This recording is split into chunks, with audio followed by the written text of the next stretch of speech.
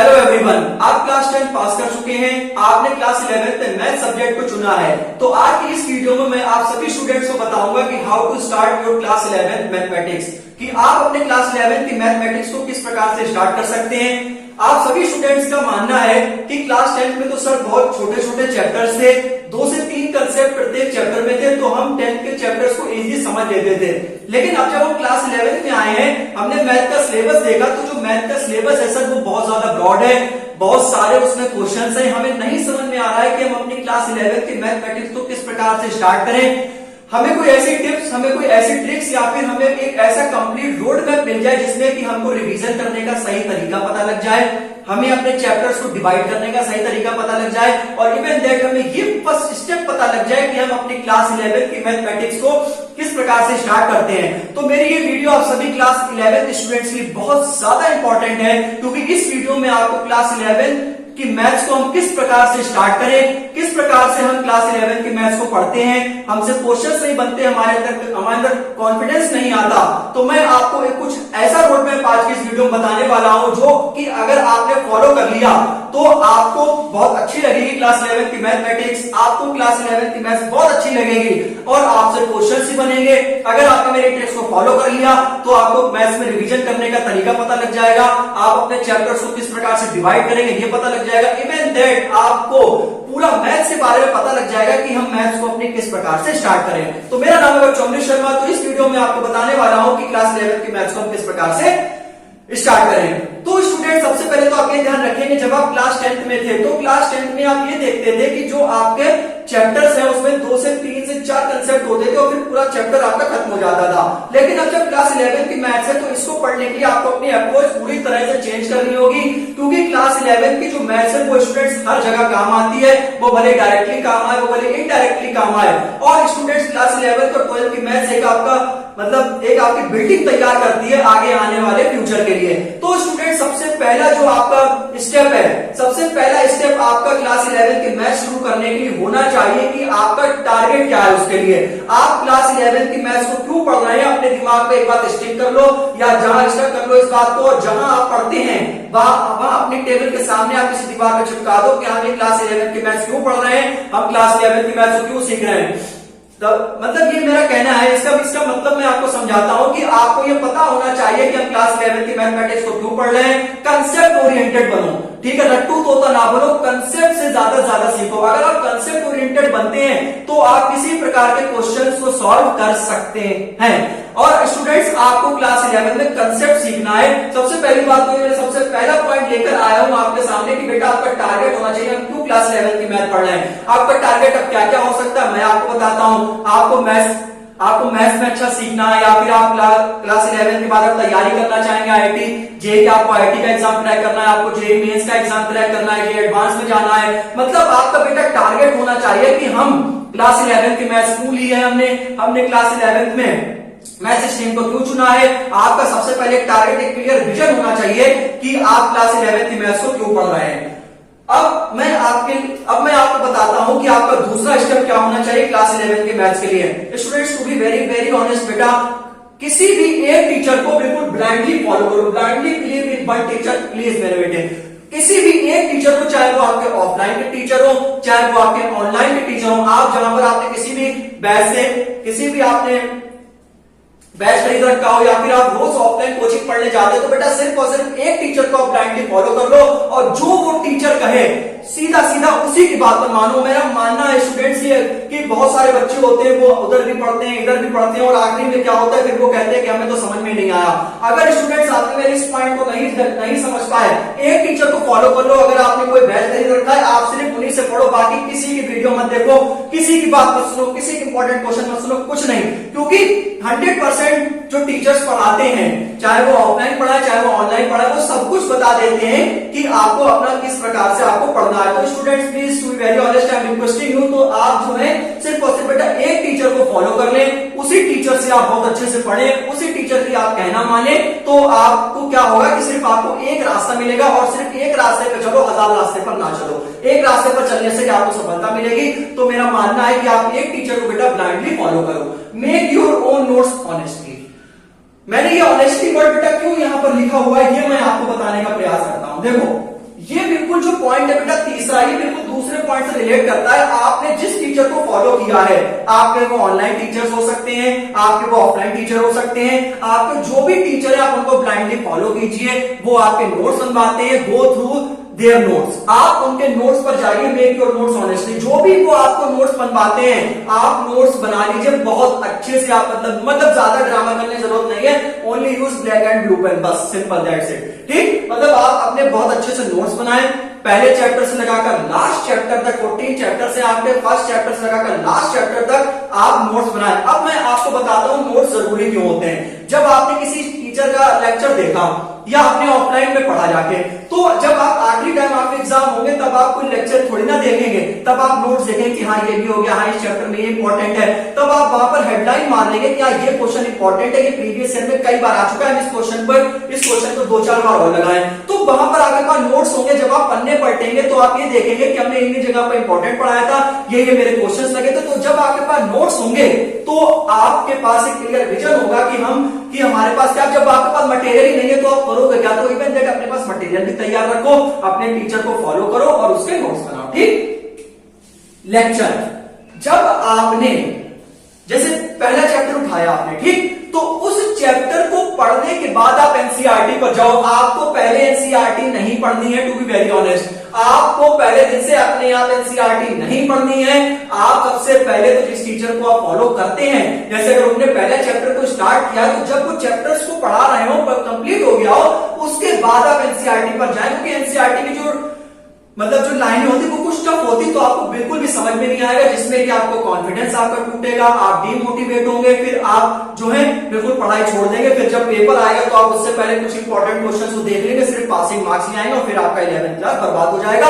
तो आप बहुत सारे उन्हीं बच्चों की श्रेणी में आ जाएंगे जो कुछ ऐसा काम करते हैं। तो अपना क्लास 11 को बिल्कुल ही बर्बाद ना होने दें। जो आप टीचर को फॉलो करते हैं, जब वो आपको नोट्स बना, लेकिन हाँ जब भी आप पढ़ रहे हो, चाहे कहीं पढ़ रहे हो, आपको अपने टीचर की एक एक बात को सुनना है, आपको अपने टीचर की एक एक बात को समझना है कि ये ऐसा क्यों कह रहे हैं। और अगर स्टूडेंट जो भी आप टीचर से पढ़ रहे हैं वो हमेशा आपका भलाई चाहेंगे, तो उनके आप लेक्चर को पढ़ लें और लेक्चर के बाद आप एनसीईआरटी पे जाएं, आपको मजा आएगा, आपको प्यार होगा वैसे। ठीक, lecture after go through NCERT, समझ में आ गया आपको। तो जो मैंने आपको ये 4 पॉइंट बताए हैं, ये सबसे पहले अगर मैं आपको जल्दी से बताऊं तो आप अपना टारगेट बनाओ कि हम क्यों पढ़ रहे हैं। आप जो है ब्रांडली एक टीचर को फॉलो करो, उसके नोट्स बनाओ ऑनेस्टली, एक प्रत्येक 1 to 14 चैप्टर जितने भी हैं आप बनाओ उसके लेक्चर के बाद आप गो थ्रू एनसीईआरटी, आप एनसीईआरटी पे जाओ, आपको मजा आएगा। ठीक, अब स्टूडेंट्स हम बात करते हैं कि प्लान फॉर सिलेबस कंप्लीशन, कि आपका प्लान क्या होना चाहिए सिलेबस को कंप्लीट करने के लिए। तो ये तो एक मैंने आपको रास्ता बताया है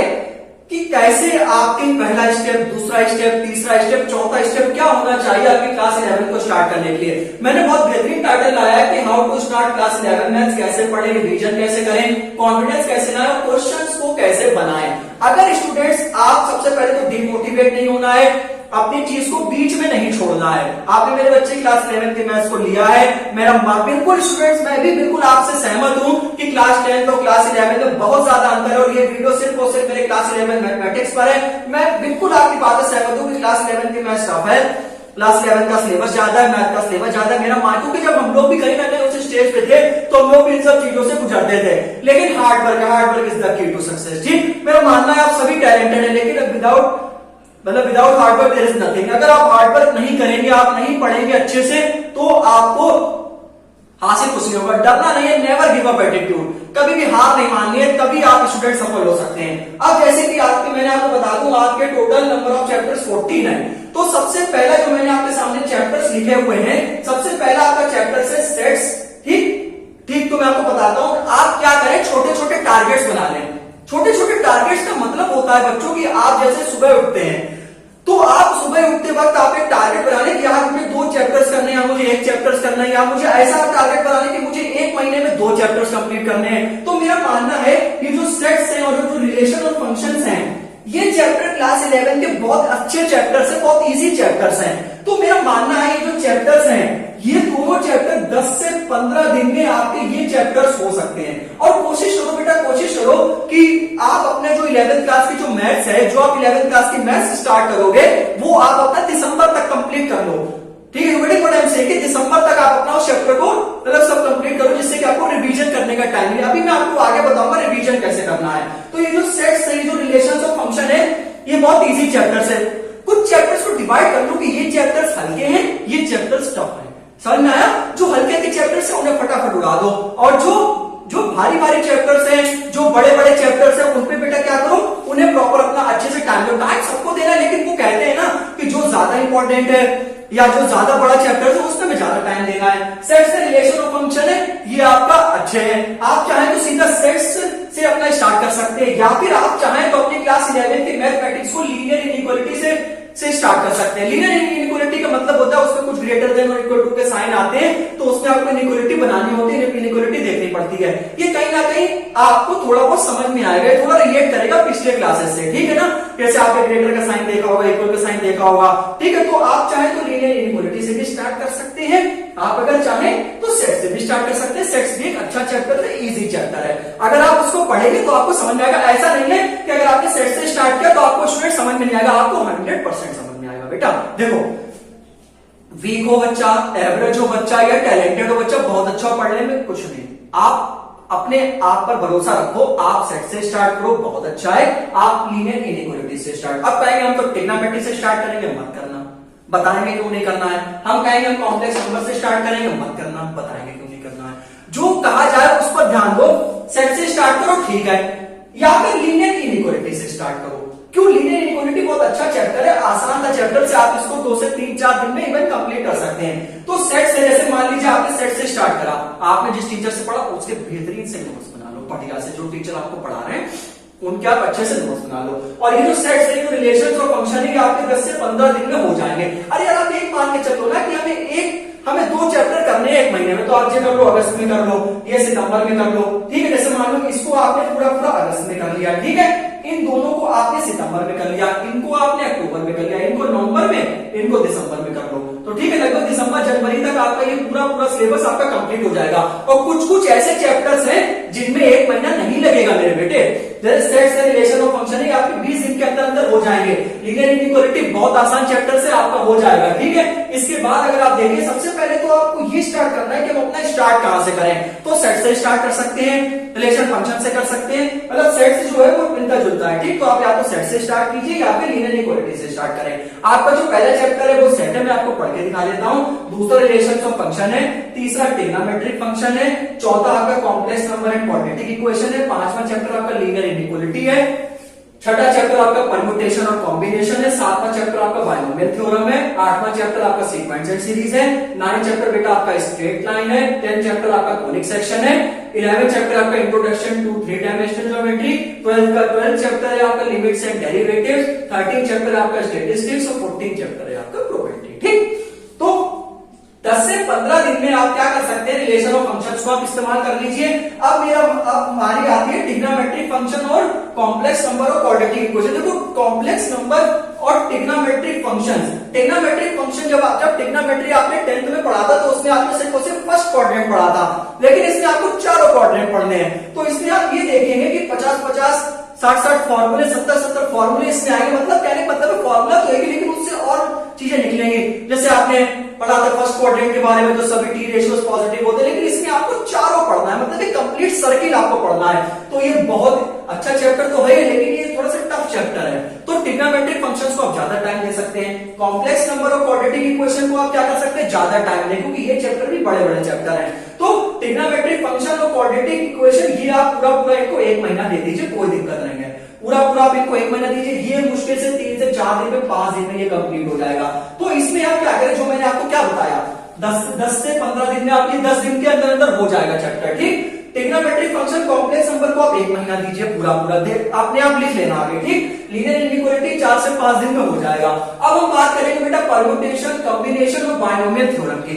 परम्यूटेशन और कॉम्बिनेशन भी ये अपना थोड़ा सा बड़ा चैप्टर है, इसको पहली बार पढ़ रहे हैं। बायनोमियल थ्योरम थोड़ा ठीक चैप्टर है, एवरेज चैप्टर है। तो परम्यूटेशन और कॉम्बिनेशन में ये भी थोड़ा टाइम टेकिंग चैप्टर है, इसको भी आप 20 डेज के आसपास दे सकते हैं, ठीक, दे सकते हैं। ये जो आपका बायनोमियल थ्योरम है, इसको आप ज्यादा से ज्यादा 10 से 12 दिन दें, बस इससे ज्यादा नहीं देने हैं, ठीक। सीक्वेंस एंड सीरीज, ये भी आपका थोड़ा सा टाइम टेकिंग वाला चैप्टर है, तो इसमें भी आप क्या करें, इसको आप 15 दिन दे दीजिए, ठीक।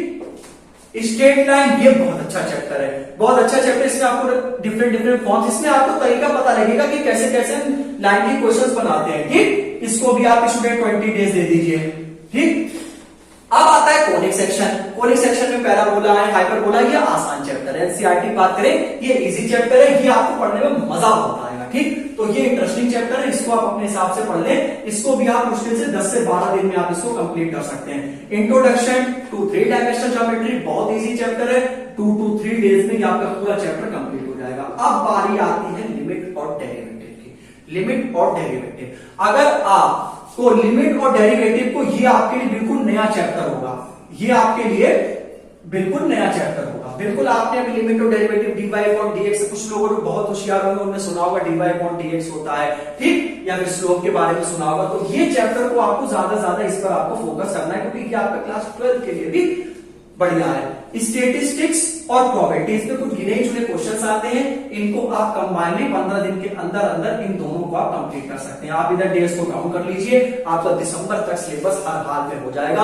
और इवन दैट आप जब लेक्चर के थ्रू जब आप एनसीईआरटी पर जाते हैं, तो एनसीईआरटी जब आप पढ़ेंगे तो एनसीईआरटी से पहले आपको लेक्चर वगैरह देख लेने हैं, उसके बाद आप एनसीईआरटी पर जाएं, तब आपसे क्या होगा कि कंसेप्ट भी आपसे बनेंगे, आपसे क्वेश्चन भी बनेंगे, और आपको कॉन्फिडेंस भी बहुत अच्छे से आएगा। लेकिन क्या है, हार नहीं माननी है, हार नहीं माननी है बिल्कुल। अगर आप हार मान जाएंगे तो स्टूडेंट्स आपको बहुत ज्यादा प्रॉब्लम होगी। बच्चे, बस आपको बेटा हारना नहीं है, ठीक है, आपको बस बने रहना है, छोड़ना नहीं है, और प्रॉपर गैप लेके आपको पढ़ते रहना है, लेकिन रोज पढ़ना है, ईमानदारी से पढ़ना है। ठीक, तो मैंने आपको बिल्कुल पूरा स्ट्रेटेजी बताई है कि कैसे आपको स्टार्ट करना है, कैसे आपको अपने चैप्टर्स को डिवाइड करना है। जैसे कि मान लीजिए जो आसान चैप्टर्स है आप उनको पहले कर लीजिए, या फिर मतलब जो भी आप जिस टीचर को फॉलो करते हैं, आप जो वो कह रहे हैं आप उनकी बात को मानिए। हम मैंने जो आपसे कहा आप इस हिसाब से स्टार्ट करें, आप सेट से स्टार्ट कर लीजिए, नहीं तो आप लीनियर इनइक्वालिटी से स्टार्ट कर लीजिए। ठीक है ना, बहुत कुछ हल्के चैप्टर्स ही बहुत, जैसे ये कोनिक सेक्शन भी ठीक है चैप्टर, ठीक है, कोई दिक्कत नहीं होगी आपको इसमें। स्टैटिस्टिक्स से प्रोबेबिलिटी कोई प्रॉब्लम नहीं होगी। ठीक है, यहाँ पर आपको रिलेशन फंक्शन है, सेट्स है, इनइक्वालिटी है, लगभग 50% में आपको कोई प्रॉब्लम नहीं होगी अगर आपने पढ़ा है। बाकी हार्ड वर्क तो आपको करना पड़ेगा, क्वेश्चन की प्रैक्टिस आपको करनी पड़ेगी। साइड बुक के लिए क्या है कि अगर आपके एनसीईआरटी कंप्लीट ना हो, अगर आपके एनसीईआरटी कंप्लीट नहीं है, तो आपको किसी भी बुक की तरफ जाने की जरूरत नहीं है। सबसे पहले आप एनसीईआरटी को भाई मेरे पढ़ो, क्योंकि अब एमसीक्यूज भी बहुत ज्यादा आ रहे हैं। क्योंकि क्या हो रहा है बेटा, क्लास 12 में जो 20 एमसीक्यू आते हैं, कहीं ना कहीं 11th में वो पैटर्न फॉलो हो रहा है, जो आपको क्लास 12 की प्रिपरेशन पहले से ही करा दे। तो आप क्या करें, दूसरे बुक एनसीईआरटी एग्जाम्पलर है उसको खरीद सकते हैं, वो भी आपके लिए बहुत हेल्पफुल है। लेकिन जब आपकी एनसीईआरटी कंप्लीट हो तभी आप दूसरी बुक पर जा सकते हैं। आप आरडी शर्मा खरीद सकते हैं, आप आर एस अग्रवाल खरीद सकते हैं, वो दोनों बहुत अच्छी किताबें हैं। और क्या होगा, जैसे कि एनसीईआरटी का हर क्वेश्चन अलग अलग है, लेकिन जब आप साइड बुक खरीदते हैं तो वो आप देखते हैं कि आप पहला क्वेश्चन है, दूसरा बनता है, तीसरा बनता है, वो धीरे धीरे आपका लेवल बढ़ाते हैं। जेईई मेंस के एडवांस के क्वेश्चन मिलते हैं अगर आप उनकी तैयारी करना चाहते हैं। तो ये मैंने आपको बहुत अच्छे से बताया। अब बारी आती है रिवीजन ट्रिक्स की, ब्रह्मास्त्र। सर आपने हमें सब कुछ बता दिया कि हम कैसे स्टार्ट करें। चलिए, आप मेरा मानना है सर हमने आपकी बात को मान लिया, और हमने ये देखा कि हमने एक टीचर को कंप्लीटली फॉलो कर लिया, हमने अपने बहुत अच्छे से नोट्स बना लिए। चलिए हम सेट से स्टार्ट कर देंगे, चलिए हम लीनियर इक्वालिटी से स्टार्ट कर देंगे, हम इस चैप्टर को इतने दिन देंगे। ठीक, अब जरा आप हमें रिवीजन करने का तरीका बता दें, जिससे कि हमसे क्वेश्चंस भी बने और जिससे कि हमसे हमारे आगे कॉन्फिडेंस भी आए। तो सबसे पहले तो स्टूडेंट्स नोट्स को ऑनेस्टली पढ़ना है, नोट्स को ऑनेस्टली पढ़ो। समझ में आया? नोट्स को मैं क्यों कह रहा हूं, नोट्स पर क्यों मेरा इतना ज्यादा फोकस है? नोट्स पे बच्चे मेरा इसलिए फोकस है क्योंकि जब आपके पेपर 2 दिन बाद 3 दिन बाद होंगे, तो आपके पास से जब नोट्स होंगे तभी आप पढ़ो। आपके पास इतना टाइम नहीं होगा कि हमने एक लेक्चर देख लो, लेक्चर आप देखो तो वो आपका टाइम ही खराब होगा। तो इसलिए जब आप नोट्स वगैरह पर देख लेंगे, क्योंकि नोट्स में आप जो भी, मेरा मानना है जो भी स्टूडेंट तैयारी करते हैं वो लिख लेते हैं, ये इंपॉर्टेंट, तो आप जब जाएंगे वो देखना चाहिए इंपॉर्टेंट है। फटाफट आप फॉर्मूले वगैरह लिख लेंगे, जैसे कोई ट्रिग्नोमेट्री है, जैसे तो ट्रिग्नोमेट्री के फॉर्मूले को आप एक चिट पर लिख लें, चार्ट पर लिख लें, अपने सामने चिपका दें। जब भी आपसे बोलते तब आप आज देख लें कि हाँ इसका फॉर्मूला ये होता है, इसका फॉर्मूला ये होता है, ये आइडेंटिटी होती है। ठीक, तो ऐसे ध्यान रखें। इंपॉर्टेंट क्वेश्चंस को बार बार पढ़ें, ठीक है ना, जो इंपॉर्टेंट क्वेश्चंस है उसको आप बार बार पढ़ें। जैसे क्वेश्चंस कुछ बहुत अच्छे होते हैं, जैसे मान लीजिए किसी में 30 क्वेश्चन है, तो आपने क्या करें, इसमें 30 से 7-8 इंपॉर्टेंट, उसको 3-3, 4-4 बार लगा लिया। और इंपॉर्टेंट क्वेश्चन का मतलब होता है जो थोड़े हार्ड क्वेश्चन है, मतलब आपने हार्ड क्वेश्चन लगा लिया, आप ऐसे क्वेश्चन को चुने जिन क्वेश्चंस को आप ट्राई करें वो पिछले से भी रिलेट करते हो। मतलब अगर आप इनमें 7 आपने ये क्वेश्चंस लगा लिए हैं, तो आपको जो पिछले वाले हैं वो आपके ऑलरेडी हो जाए, आपके कर लेंगे, क्योंकि आप रैंडमली क्वेश्चंस को देखें। ठीक, अब आता है RUQ, मतलब रैंडमली उठाओ क्वेश्चंस। आपको सब तैयार है, आपके पास नोट्स भी अच्छे से बने, आपके साथ 20 क्वेश्चन है, आपने अच्छा देखा पहला बात है, दूसरा आपने देखा 12वां क्वेश्चन मेरे अटक रहा है तो 12वां क्वेश्चन लगा के देख लिया, खत्म बात। तो ऐसे रैंडमली उठाओ क्वेश्चन, तो जिससे क्या होगा आप ये देखोगे मटके का पूरा नहीं लगाना, एक बार लगा चुके हो, पूरा नहीं लगाना है तो रैंडमली क्वेश्चन को उठाओ। ये पॉइंट अच्छा है, कम पढ़ो लेकिन अच्छा पढ़ो, नहीं जरूरत है 6 से 7 घंटे पढ़ने की, लेकिन अगर जो भी आप पढ़ो इफेक्टिव पढ़ो, मजेदार पढ़ो। और बिल्कुल भी स्टूडेंट्स बस घबराओ नहीं, अगर आप आखिरी तक बने रहे और आपने ईमानदारी से मेरी इन सब चीजों को फॉलो किया, आपको रिजल्ट देखने को मिलेगा। सैंपल पेपर का क्या है, जैसे कि मान लो डिफरेंट स्कूल्स के सैंपल पेपर्स होते हैं, तो जब आपकी पूरी तैयारी हो जाए, एनसीईआरटी हो जाए, उसके बाद ही आपको काम करना है, क्योंकि सैंपल पेपर ज्यादा नहीं लगाने, क्योंकि ये 12th क्लास नहीं है, आपको ज्यादा नहीं लगाने हैं, आपको 5-6 लगा लेना, उसके सामने टाइमर रख देना, 3 घंटे में आप कर पा रहे हो नहीं कर पा रहे हो, जितना आप लिखोगे उतना ही आप बेहतर बनोगे, जितना आप लिखोगे उतना ही आप बेहतर बनोगे। खूब चीजें लिखकर देखो, खूब क्वेश्चंस को लगा कर देखो, ठीक है ना। डेली स्मॉल टारगेट, अगर आप वीक है पढ़ने में, आप एवरेज है, ये सभी के लिए है, डेली 10 से 15 क्वेश्चन सॉल्व करने, डेली 10 से 15 क्वेश्चन मिनिमम है, आप चाहो 20 कर लो, लेकिन मेरा मानना है 10 से 15 क्वेश्चन मेरे बेटे आपको डेली से डेली सॉल्व करने ही करने हैं। अगर आपने एक भी दिन इसमें से छोड़ा तो फिर आपको प्रॉब्लम हो सकती है। तो 10 से 15 क्वेश्चंस आपको बेटे डेली सॉल्व करने हैं। 10-15 क्वेश्चंस अगर डेली सॉल्व करेंगे तो आपके अंदर एक कॉन्फिडेंस आएगा, आपकी स्पीड बढ़ेगी, और जब आप उन क्वेश्चन को सॉल्व करो तो उसके बाद आप देखो हम इस क्वेश्चन को और इतनी जल्दी सॉल्व कर सकते हैं, आपकी स्पीड बढ़ाओ, तो इससे आपका क्या होगा, प्रॉपर आपका टाइमली पेपर भी हो जाएगा, प्रॉपर आप पेपर को अपने देख भी लेंगे कि मेरा पेपर सही हुआ है या नहीं हुआ है। तो ये मैंने आपको कंप्लीट बताई है, चाहे आप इसका स्क्रीनशॉट ले सकते हैं, आप अपनी कॉपी में लिख सकते हैं, अपनी कॉपी के पहले पेज पे लिख लो, चाहे कुछ भी हो जाए हम हार नहीं मानेंगे, क्योंकि वो किसी ने कहा है ना कि फिक्र करता है क्यों और फिक्र से होता है क्या, और कर ले आज खुद पर भरोसा और देख फिर होता है क्या। तो इसी स्टूडेंट इसी प्रकार से मिलते हैं नेक्स्ट वीडियो में। एक बार कमेंट में आप सब जरूर लिखना कि सर हार नहीं मानेंगे और मन लगा के पढ़ाई करेंगे, लिखना सभी लिखना हार नहीं मानेंगे, मन लगा के पढ़ाई करेंगे। मिलते हैं नेक्स्ट वीडियो, तब तक के लिए जय हिंद, जय Bharat and God bless all.